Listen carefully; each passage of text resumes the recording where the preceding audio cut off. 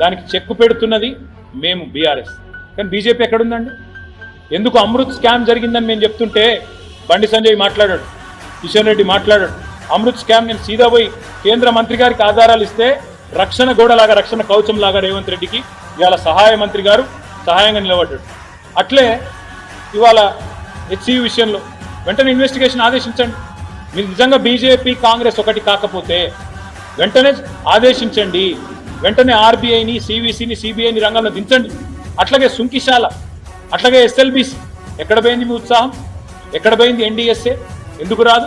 అంటే బీఆర్ఎస్ ఉన్నప్పుడు చిన్న ప్రమాదం జరిగినా ఉరుక్కుంటూ వస్తారు.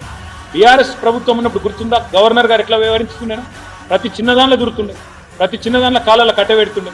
మరి 16 నెలలుగా గవర్నర్ లాపతా ఎందుకు అంటే ఇవాళ బ్రహ్మాండంగా వారు పూర్తి స్థాయిలో ఒకరికొకరు అండర్స్టాండింగ్ ఉన్నారు. 80% ఇప్పటికే కంప్లీట్ అయిన కరీంనగర్ మానేరు రివర్ ఫ్రంట్ని రేవంత్ రెడ్డి చేయడు, బండి సంజయ్ అడగడు.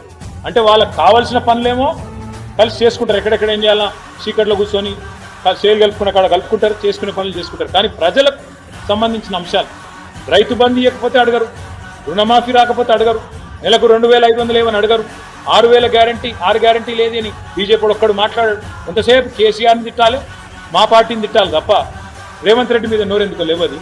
ఎందుకు వాళ్ళ ప్రభుత్వం మీద ప్రధానమంత్రి వచ్చిండు కదా. RR ట్యాక్స్ అని ఎవరు మాట్లాడింది? మొదలు రాహుల్ రేవంత్ ట్యాక్స్ అని. మరి ఎక్కడ పోయింది ఇవాళ మోడీ గారి స్వరం? ఎందుకు మూగపోయింది బీజేపీ? ఎందుకు విచారణకు ఆదేశిస్తలేరు రేవంత్ రెడ్డి మీద?